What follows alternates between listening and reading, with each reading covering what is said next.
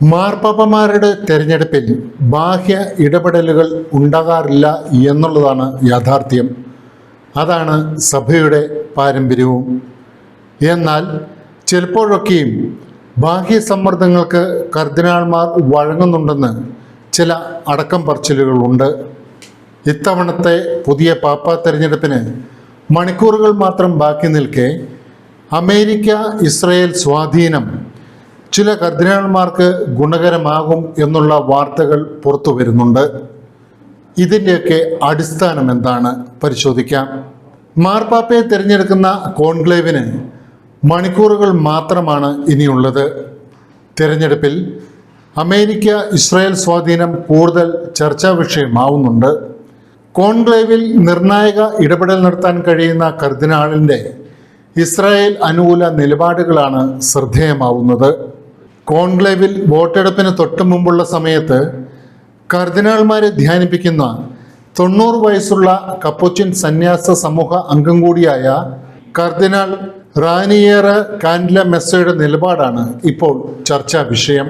കർദിനാൾമാർ saint Peter's ബസിലിക്കയിലെ കുർബാനയ്ക്ക് ശേഷം Sistine ചാപ്പലിലേക്ക് കയറുകയും രഹസ്യം സൂക്ഷിക്കാമെന്ന പരസ്യ പ്രതിജ്ഞ എടുക്കുകയും ചെയ്യും.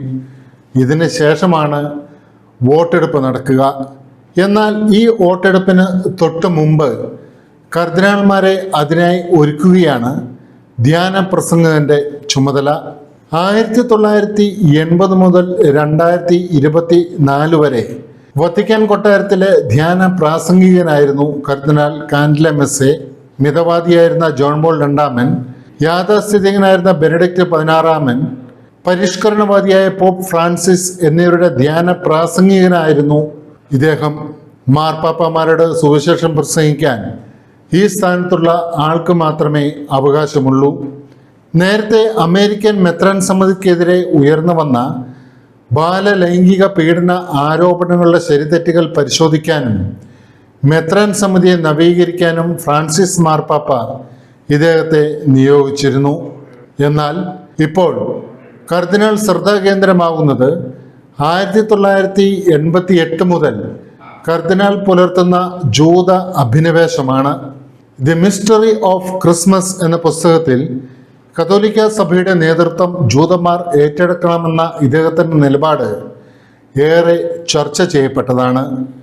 ഇപ്പോഴും ഇതേ നിലപാടാണ് കർദിനാൾ തുടരുന്നത്. ഈ സാഹചര്യത്തിലാണ് ഏറെ നിർണായകമായ വോട്ടെടുപ്പിന് തൊട്ടു മുൻപ് അടച്ചിട്ട സിസ്റ്റൈൻ ചാപ്പലിനുള്ളിൽ വോട്ടവകാശമില്ലാത്ത ഒരു കർദിനാളിൻ്റെ നിർണായക ഇടപെടൽ നടക്കുക. ഈ ഇടപെടൽ ആരുടെയെങ്കിലും പ്രത്യേക താല്പര്യം സംരക്ഷിക്കുമോ എന്നാണ് കണ്ടറിയേണ്ടത്.